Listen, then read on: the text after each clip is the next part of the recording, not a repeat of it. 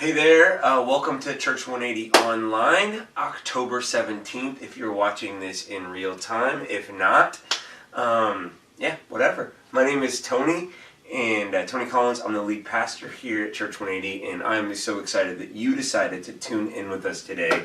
I want to take just a second to recap and talk about a few things that are coming up and going on at Church 180 before we dive in. Number one, on October 31st, we're planning a Kids Costume Sunday. We're really looking forward to this day. We want to be a church that disproportionately invests into kids and students and families. And so we just want to provide incredible opportunities for our kids to have an amazing experience in church and to grow up, with a church family that loves them and has fun. And so, there's going to be food. There's going to be some trick-or-treating. There's going to be a costume contest for the elementary and preschool kids. And, and obviously we don't want freaky costumes or whatever. And there's going to be some fun stuff leading up to that. Like, we're going to have a pumpkin carving, props, painting contest leading up to that. So this weekend, in person, which is probably a little bit too late if you're tuning in with us, and next weekend, in person, we have a pumpkin pickup in our courtyard directly after service, where you can go and fill out a little, just write your name down, and you can take a pumpkin for free with you and some instructions. And basically, we want you to enter one of three contests with your families. One is a painting contest, if you want to do that. One is a carving contest, if you wanted to do that. And another one's the use of props. So like last year, my family wanted to make a unicorn pumpkin. So we used, something to make a unicorn. And a horn and some other stuff on it. And so those are our three categories. We'd love for you to pick up a pumpkin and be a part of that, which will be fun and incredible. So you can pick one up on the 24th after service and be a part of that contest. So that is that. We're going to have some fun with Halloween. If you have any questions about any of this stuff, email me, Tony at church180sd.com. I'd love to answer any questions that you have. Let me say this real quick, okay? We want to be a church that's generous and that looks after our local community, okay? And so here's what we're doing. If you go to our website, church180sd.com, we are preparing for a big Christmas offering. And so we're going to call this Christmas a generous Christmas, and we want to be a generous people this Christmas. So here's what we need you to do, okay? There's two steps to that. Number one, You have from now until November 21st, I believe. From now until November 21st to nominate a charity or organization or a cause that you believe is making a difference in our local community. And we want you to on our website, churchcommunitysc.com, you'll see a link on the homepage, and we want you to nominate one of these things. If you don't have one, don't do it. But if there's an organization or charity or cause that you believe in, we want to hear about it, and then we want to be generous with those organizations. So from now until November 21st, we want to nominate some of those, and then starting on November 28th all the way up to December 19th, we're going to be talking about those causes, organizations, and charities at service, and kind of highlighting them and preparing. But here's what we need you to do in the meantime, okay? We're telling you this on October 10th, 17th, whatever. We're telling you that because we want you to plan and prepare to give significantly and sacrificially, okay? Some of y'all are capable of maybe a couple $100, and some of y'all are capable of much more. But we want to be a generous people this year that gives back to our community. In the name of Jesus, we champion a lot of local causes and organizations that are making a difference and a positive impact. We believe that Jesus would call us to bless those places. So we want you to, number one, nominate, and number two, prepare to give significantly and sacrificially this Christmas. That said, I'm going to pray, and we are going to jump in to week 8 of Jame. So Jesus, I just pray that over the next few minutes for those tuning in with us, that God, that the words that come out of my mouth would be your words, Lord. That you would intersect with people's hearts. And you would help us, Lord, to stay the course in this life of following you. It's in your name we pray. Amen. So a guy named Oliver Berkman wrote this. He said, what will your life have been in the end, but the sum total of everything you spent it on? What will your life have been in the end, but the sum total of everything that you have spent it on? Recently, I've had this, and it's probably been 6 months now, but 6 months ago, I stumbled upon, through a podcast, I stumbled upon a productivity expert named Michael Hyatt, who had created a planner, a daily planner that's paper. I could never get the whole technology thing sorted out. And so a paper that's planner called the Full Focus Planner. And with it is a system, okay? And I'm going to give you the 30,000 foot overview of the system. So basically what you have is 10 to 12 annual goals with which you want to accomplish, and like directions that you want your life to go in the next year. And these goals are based around what Michael Hyatt calls, and I think they're spot on, 10, yeah, that's right, 10 life domains. Okay, so let me give them to you real quick.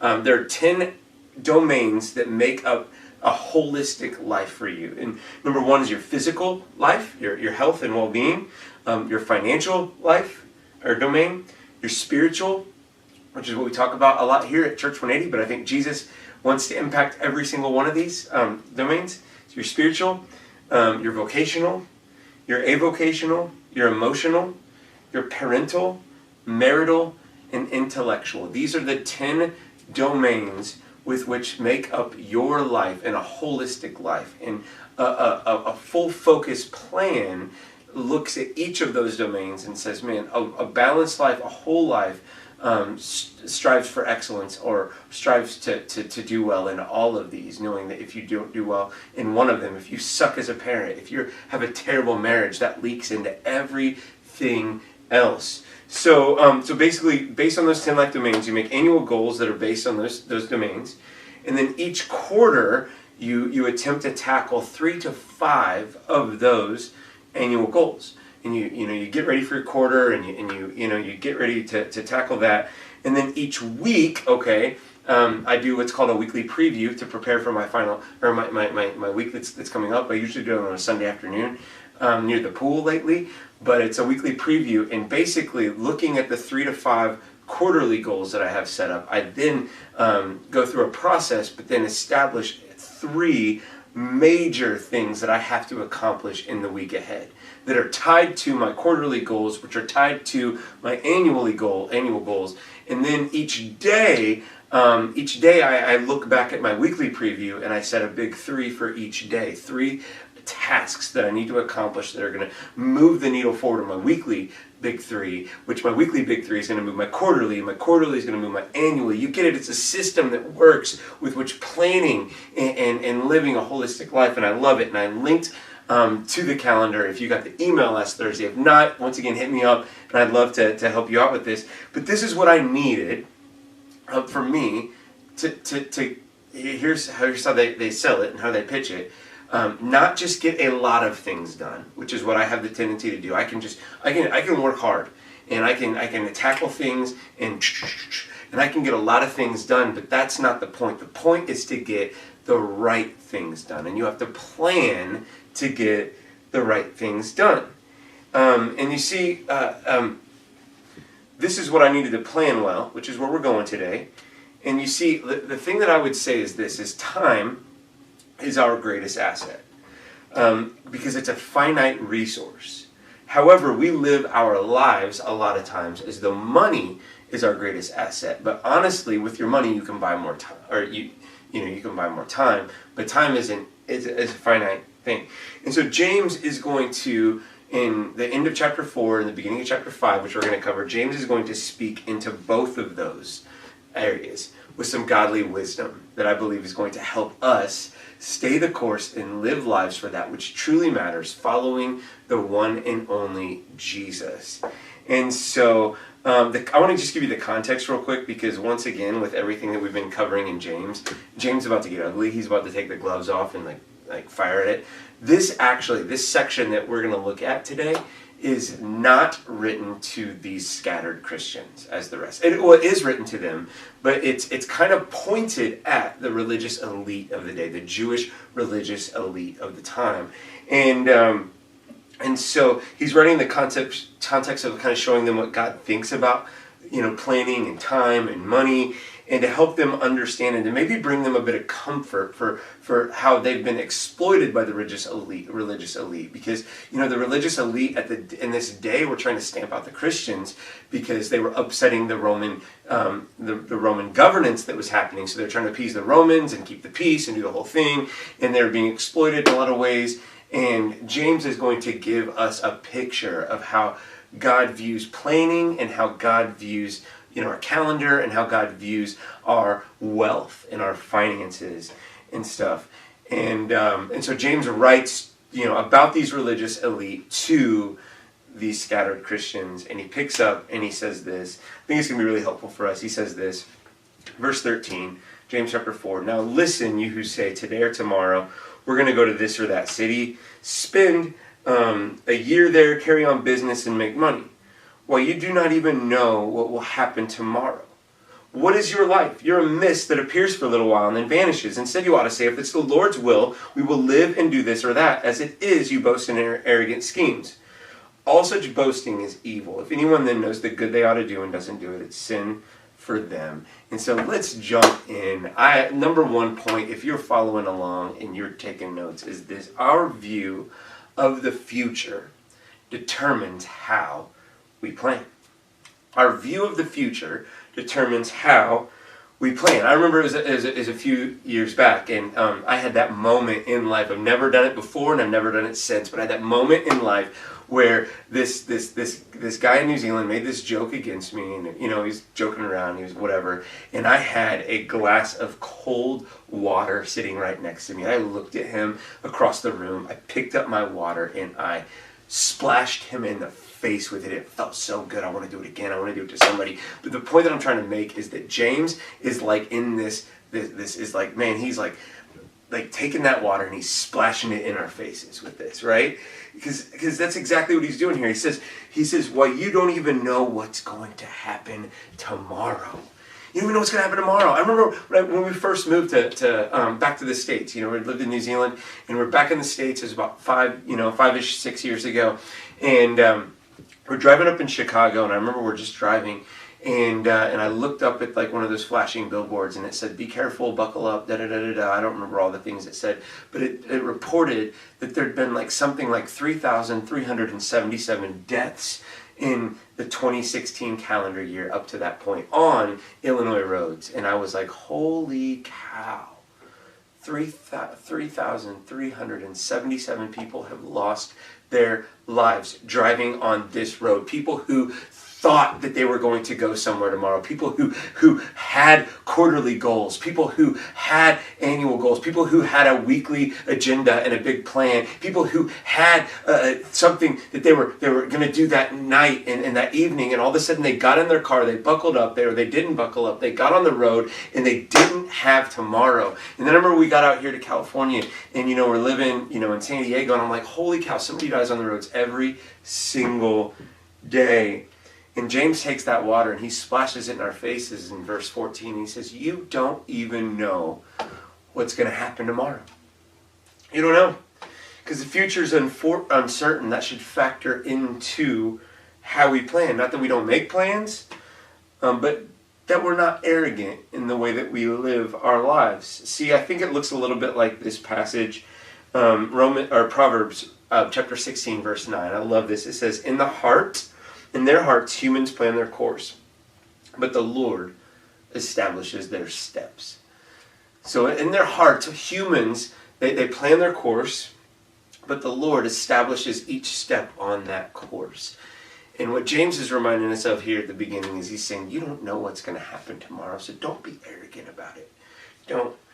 And the second thing I think from this section that really stands out to me is our view of ourselves determines what we plan, right? Our view, that's the second note if you're following along, our view of ourselves determines what we plan. If you get the Thursday email from me, you would have seen the headline saying, do you know your great-grandfather's first name? There was a British evangelist named Rico Tice. I'm not even going to try to act like I know who he was or much about his work, but I read about it this week a little bit that says that oftentimes he would be in a room and he would be preaching and talking about stuff, and he would say, hey, I want those of you guys in here that know your great-grandfather's first name to raise your hand. And almost always, it was very sparse, very few hands would go up in the room. And he would say something along the lines of, now that person only lived a few decades ago, maybe even less than that. But they've already been forgotten by their own family. And it's humbling, right? It's like, holy cow, like as much as we talk, I was thinking about this morning, as much as we talk about Steve Jobs, it's like, he's going to be a name in a book that people read about and forget and cram for tests someday or something like that. And, and as famous as he is within our culture and society for inventing or at least producing the iPhone, man, it's just crazy. Because verse 14b, it says, you don't even know what's going to happen tomorrow. And he says, what is your life? You're a mist that appears for a little while and then vanishes. You know what that is, right? Like we don't park our Jeep in the garage, and it was parked out in our parking in Playa del Sol, our tunnel community, the other day. And I got in early in the morning to my Jeep, and sure enough, it was the first time of the year that there was a not really frost, but like it was a condensation. It wasn't cold enough to frost yet, but there was like definitely my windshield was covered, and required me to put the defrost on to clear the window. And this is the picture of what James is saying. He's like, your life is like a clogged up window where somebody just turns a dial, some air comes out, and it's gone. And he's reminding us, like, you don't even remember your great-grandfather's name. You're like this, I'm like this vapor, this mist that is here today, gone tomorrow. And, it's just a quick blast. But before we move on, I want to notice verse 13 for a second, because verse 13 is kind of like going to be a little bit of a bridge text that's going to carry us into that next one. I know it's the first verse. It says, now listen, you who say, today or tomorrow we're going to go to this city or that city and spend a year there, carry on business and make money. And he uses this example of planning, okay? Like, I'm a full focus planner, but planning to make money. And now we all know we need money to live, but I think the thing that he's subtly addressing, and he's going to go to in the next section as we cover this, is addressing the way that money can end up being a driver of our planning, right? And it can be like the sole focus of our plan is to, we talk about the 10 life domains, and it's somehow the financial life domain can somehow crawl its ugly little head up to the top of the ladder to where most of our plans are just about making money. And I think that what James is going to, kind of alluding to is that the financial domain, money, is the high driver for most people in the world. It just is. It becomes the priority. It becomes what life's about. And he's saying, not so with you, followers of Jesus. Not so with you. And he kind of punctuates this section of verse 15 and 16 when he says, instead you ought to say, if it's the Lord's will, we'll live and do this or that. As it is, you boast in your arrogant schemes. All such boasting is evil. And I used to actually say this quite a bit. I don't know, as a new Christian, took some things very literally, and I'd walk around just being like, well, if it's the Lord's will, I'll see you next Thursday. And people probably made fun of me behind my back, and that's cool. And I don't think that James is requesting that we make this a mantra, so to say. I think what he's getting at is that it's a posture of the heart. Like, I may not be here next year. You may not be here next year. And it's good for us to come to terms with that. Because if we just live our lives arrogantly, our view of the future and our view of ourselves is going to change the how we plan and what we plan. And I think that, kind of going on to verse 17, how he closes the section, which I think is like a hinge verse that's going to take us into the next section. It says, if anyone then knows the good they ought to do and doesn't do it, it's sin for them. And I would say this, this is your third note if you're following along. The only sin in planning is to leave God out of the how and the what. The only sin in planning is to leave God out of the how we plan and the what we plan. We can make plans as though the whole world revolves around us. And I think James is getting at it and be like, no, it's not about you. And it's not about that. And I think he's also saying if there's things that we know that we should do, if there's things that we know that should be planned in our lives, if there are things that should be, areas of those life domains for me, if there are things that I know that are important, time with my kids, time with my family, time with the Lord, time with God's people and community and fellowship with people at church, if I know there's things that I need, they're huge life domain emphasis, but I'm going to elevate money or I'm going to elevate, whatever else. I think what he's saying is, man, if you know the good you ought to do and you don't do it, it's sin.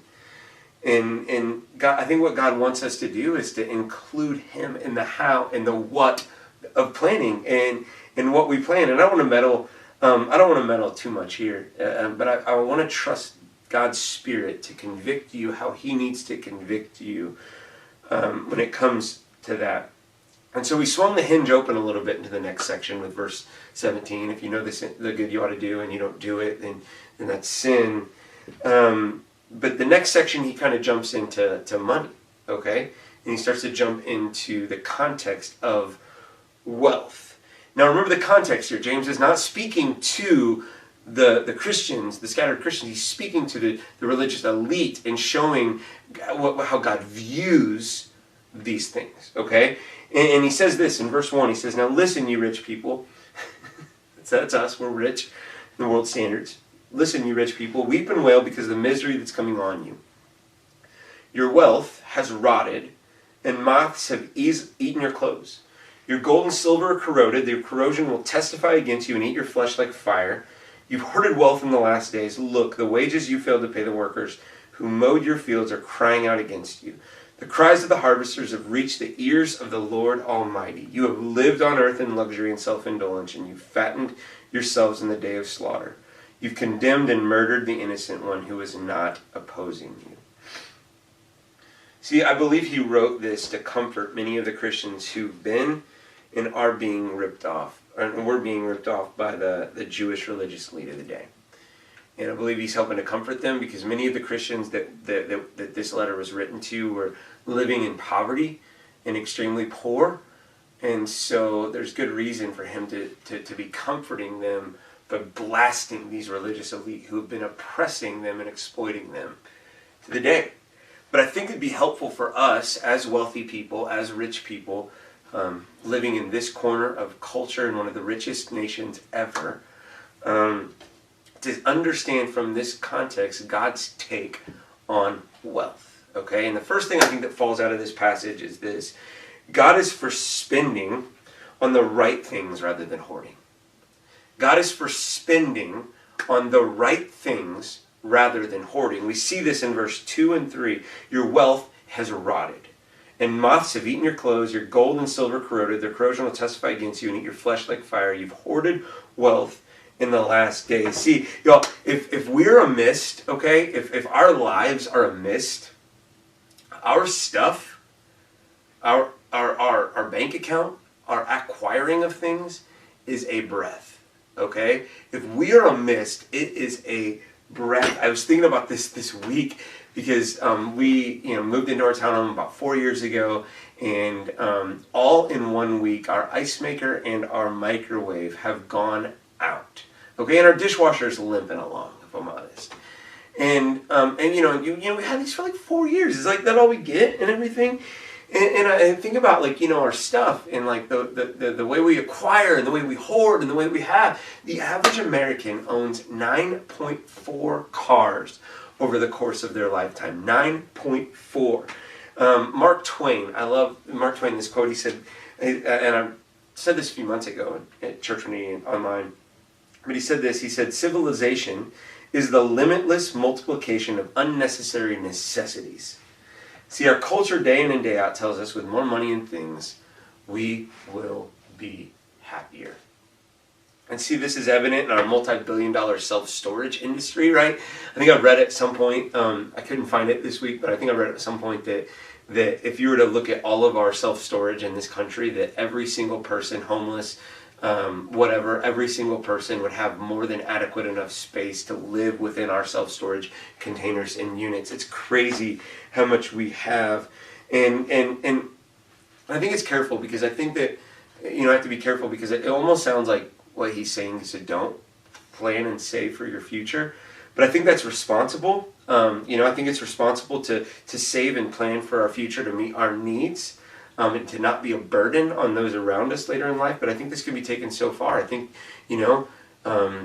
we can hoard in the sense of our actual possessions, but we can hoard in the sense of our bank accounts, right? We can hoard in the sense of our investments and have gross, amounts that are just like sitting there for like us and whatever. And I think that what James is trying to say is like, man, there are so many needs around you. There is so much going on, especially with these religious elites who are living in luxury and living in wealth and living in prestige and living in these places, and they're looking down at the impoverished within their society, and they're doing absolutely nothing to lift a finger. And I think that what God is saying is, man, it's disgusting, it's gross, you're hoarding, it's like it's rotting away, it's disgusting me, it's whatever, you're hoarding when there are so many great things to spend on around you.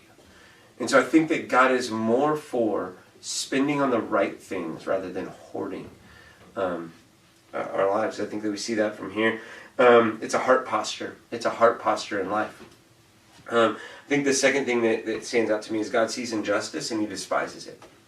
He sees injustice and he despises it. Like we see this in verse 4. It says, look, the wages you failed to pay the workers who mowed your fields are crying out against you, and these cries of the harvesters have reached the ears of the Lord Almighty. God sees injustice and he despises it. See, in your note sheet, there's going to be a few verses, Amos, Jeremiah, Malachi, and it just goes to show you that centuries and centuries and centuries ago, exploitation and exploiting the poor and the vulnerable has always been a thing. It's always been a thing that God absolutely abhors, but it's always absolutely been a thing. And I think the thing that James is reminding us is it's easy for affluence, and it's easy for wealth to lead to carelessness and insensitivity to the poor around us, right? And we make this political so often, and I don't want to do that. But it's easy for when our needs are met and our stuff's taken care of, it's easy for that to lead towards carelessness and indifference to the world around us and the needs that we have. One writer that I read this week is a British writer named N.T. Wright, and he's one of my favorite New Testament scholars. And he speaks about our global economy, the way with which the whole world is set up being very similar to this Judean Roman economy of the day, and how nothing's changed, and there are still so many poor and vulnerable people all over the planet being taken advantage of by the way that the system in our global economy works. And the thing that he kind of mentioned that really stood out to me and kind of broke my heart specifically is, we live in one of the wealthiest countries in the world, is how he said it this way: it's easy for somebody else's livelihood to be a small detail on the spreadsheet in the name of meeting profit and goals. So we want to do better this quarter than last quarter, so we need to increase this, and all of a sudden someone's livelihood and someone's sustenance is just a small detail on the spreadsheet. And see, I know we get that and everything, and we see that, and but I want to meddle because I think this is close to the heart of God. I think we get this in a sort of in-your-face way, right? People, we have our political arguments about minimum wage and working conditions and that whole thing. I told you I don't want to get political, so I'm going to leave that one for somebody a little smarter than me to address at some point when it comes to minimum wage and working conditions and stuff in our country, because God hates injustice and despises it. But by and large, I think that within our country and what we experience and the details on our little personal spreadsheets, when it comes to our bank accounts and stuff like that, is that by and large in the United States we import injustice more than anything else. We don't have to see it. We don't have to look at its ugly face, right in front of us, but we export it. See, Simon Sinek in the book Infinite Game, I recommend that book. Simon Sinek, Infinite Game, talks about the horrific industry of the clothes we wear. And one of the things that he kind of highlights and talks about is how corruption within the garment industry, corruption within the clothes industry, fueled by consumption in the United States and other Western developed nations, is horrific. And a lot of times the crimes, and a lot of times the exploitation, and a lot of times the conditions and everything is buried so many layers deep. There's the initial layer, then there's the layer below the layer, then there's the layer below the layer, and lower, to where even with international organizations, once they find an issue with people working 7 days a week, 16-hour days for absolutely nothing, in slave-like conditions, being treated horribly, dying early deaths because of the danger and the positions that even when they uncover these things and they expose them, the things are buried so deep that everybody's just them, point the finger there, and nobody can figure it out, and so stuff changes hands many times before it becomes either one, our beloved brands that we buy, or the cheap junk that we buy and the deal that we got, or we're just oh, look at my shoe, I bought my shoe for $14.99, I got such a good deal. We pat ourselves on the back, and I'm trying not to be too cynical when I say this, but I think this is something that God's going to call our generation to speak into in the near future. But because the chances are they're pretty solid that for many of us tuning in and wearing the clothes that we have, the poor and the vulnerable in this world literally slaved away to make what we have. And we already know that God sees injustice in the world, He despises it, and stuff, and there's literal slaves, literal modern day slaves that we don't have to look at making the stuff that we have, just how we import injustice. And see, Simon Sinek in the book talks about how even the best companies are have kind of a board where they get into this company, they get this good name for being ethical and whatever, but that those companies only are audited one layer deep. and that a lot of times the corruption's not at the company that they bought the sewing from or whatever, but it's like, well, how'd you get the fabric? How'd you make the fabric? How did all these things happen? He says these the most reputable companies all look one layer deep, which is one of the reasons I love. I mean, other than the fact that I love outdoors, and he goes in this in the book. One of the reasons I love Patagonia. I buy their clearance stuff as much as pretty much only their clearance stuff because it's pretty dang expensive. But he talks about the Patagonia company in the book, and he talks about how Patagonia, they do their own independent audits. One of the reasons their clothes cost a little bit more is that they do their own independent audits a couple more layers deep. So they get into some of the best companies by having that initial audit, and then with their own funds they go 2 to 3 layers deeper to look at because that's about as far as they can get before things become a convoluted mess. But oftentimes they will find 2 or 3 layers deep into their thing slaves. And they'll just fire those companies, fire those people on the spot. Like, we are not going to stand for injustice and exploitation of the poor and vulnerable. And I love that. I think it's good and everything. And the point that I'm just trying to make is that God hates injustice. And one of the ways that we can fight that is honestly to just do our research on the things that we buy a lot of times. And I'm sure that there's a lot of things that I could still do research on. I'm just pointing one thing out. But I think God's going to call us to a higher standard in the future. I really do, because now we just can't be ignorant about the conditions of people in a global economy in the world that we work in, and especially when we know that our God absolutely, he says their voices, okay? To anyone who knows what they ought to do and doesn't do it is sinning, and the voices of those that are being exploited and the poor and the vulnerable are being heard by God and crying out to him, and for us to not do something that we know that we should do, I think is going to be something that we answer to God for at some point and someday. So third thing is this, change directions a little bit. Third thing is this: God desires his people to be generous. Okay, God desires his people to be generous, which requires living below our means. Requires living below our means. It says this, verse 5: "You have lived on earth in luxury and self-indulgence, and fattened yourselves in the day of slaughter." So God desires his people to be generous, which requires living below our means. See, the picture here is this, okay? And this is the way that we live. We actually live, unfortunately, we live in a culture where we don't live within our means. We talk about living within our means.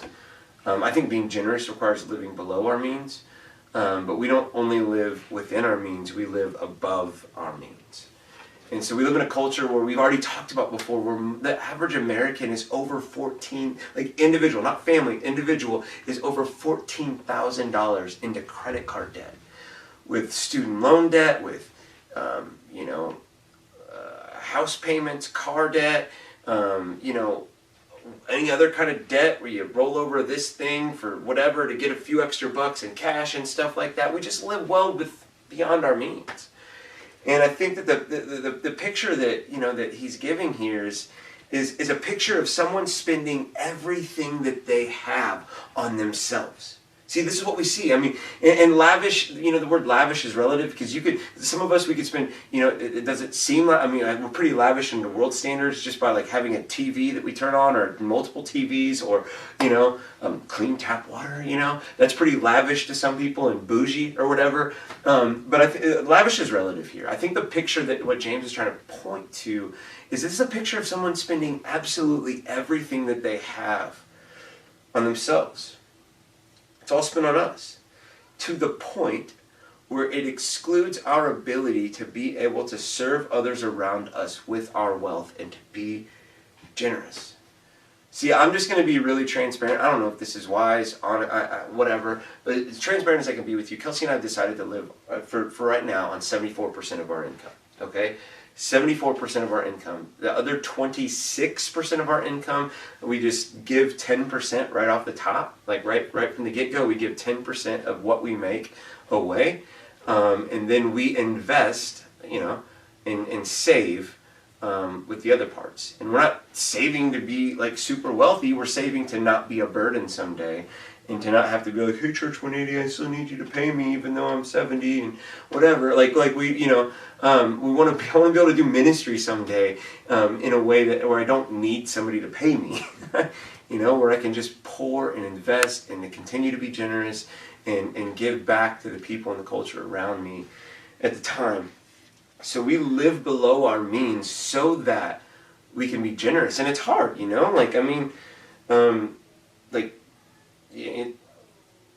laugh about it for a second, but my Jeep's about to have 200,000 miles on it, and I'm going to drive that thing. I said till the wheels fall off, and somebody the other day was like, you mean the literal wheels? Like, no, until it costs too much to repair all the time. But that's why I'm at the junkyard or the auto wreckers like every other month, because we're getting our cars worked on, because it allows us to be generous. We don't have all this car debt, and whatever that means we've spent it all on ourselves, and we can still have some left over to be generous. We do that in multiple different ways and stuff. And the point is just, in order to be generous people, it means we got to be people who understand God's take on wealth, and God's take on wealth is that He desires His people to be generous, but it requires living below our means. And he kind of closes this section kind of talking about getting fattened up for the day of slaughter. And I think about this for a second. And I grew up in the Midwest, and one of my best buddies was a pig farmer. And his family had a hog farm, and I can think of so many Saturdays where we would go out with PVC pipes, and we would feed the pigs and clean their stalls, and then we would take them for a walk, and and we'd have to hit them with PVC pipes on their side to keep them in line and walking. And the whole time we were preparing them for pork butt and bacon and some of these things. And I think what James is trying to say here is that you, with your one and only life, are more than an animal. You are. You're more than an animal with an expiration date for a tasty meal. You are a human being created in the image of God, made to plan your life, to acquire your possessions, and to spend your money with eternity as the backdrop. See, the bottom line is this, is to plan and to acquire and to spend with eternity in mind. It's to plan, acquire, and spend with eternity in mind. You are more than a fattened pig. You are more than an animal. You were created in the image of God to reflect Him to the world around you. And in order to reflect Him to the world around us, we have got to plan and use our wealth with Him and eternity with Him in mind. It doesn't get any simpler than that. It doesn't get any more profound than that. My prayer is that myself, my family, and that you would be people who plan, acquire, and spend with God and eternity with Him in mind. We're going to move into a time of communion, and that's just where we remember the hope that we have in Jesus because of His death, His burial, and His resurrection. So every week we remember the body of Jesus that was broken, the blood of Jesus that was spilled out, the body by eating some food, the blood by having some drink. And during this next song, I want to invite you to celebrate and to take part in that hope that you have because of that. God, help us to live lives where all 10 life domains, our spiritual just is up top, and it just infiltrates and affects the way that we live, our physical, our financial, our marital, our parental, the way that we plan, the way that we acquire, the way that we spend. May it affect it all. And may in the backdrop, Lord, we just remember your Son, Jesus, and the hope that we have because of Him, the chance that we have because of Him, and the way that we can look at and reflect on eternity because of Him. And it's in His name we pray. Amen. I hope you guys have a great week. Much love, y'all. Hope to see you soon at Veterans Park Community Center. Peace.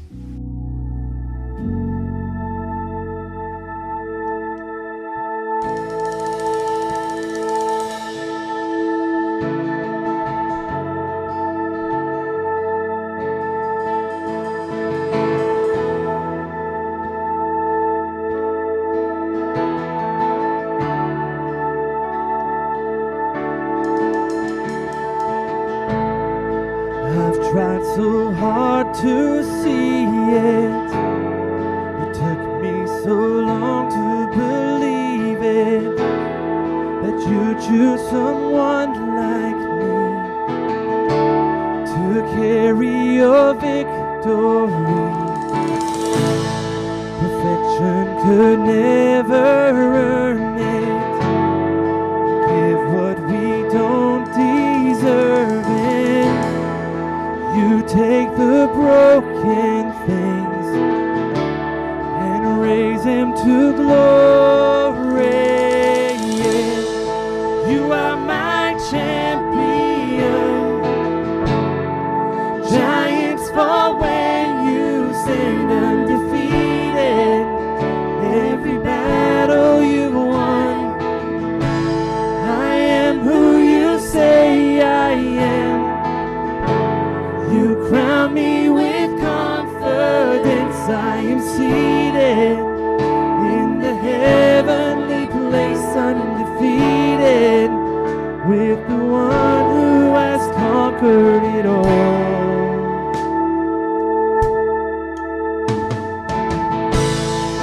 Now I can finally see it. You're teaching me how to receive it, to let all the striving cease. Oh, this is my victory. You are my champion. Giants fall when you stand undefeated. Every battle you've won. I am who you say I am. You crown me with confidence. I am seated in the heavenly place, undefeated, with the one who has conquered it all.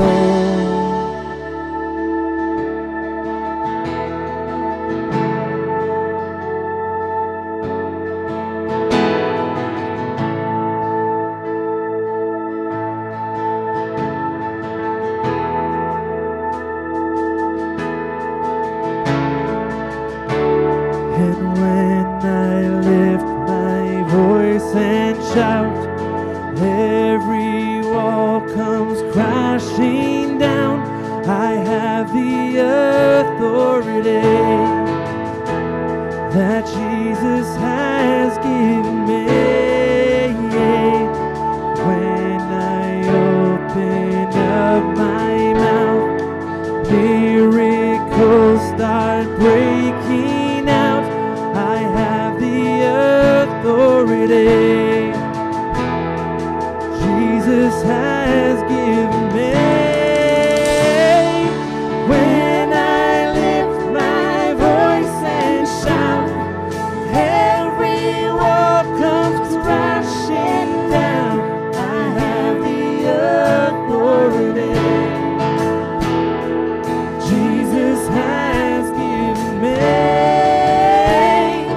When I open up my mouth, miracles start breaking down. I have the authority Jesus has given me. You are my champion. Giants fall when you stand undefeated. Every battle you've won. I am who you say I am. You crown me with confidence. I am seated in the heavenly place, undefeated, by the power of your name. I am seated in the heavenly place, undefeated, with the one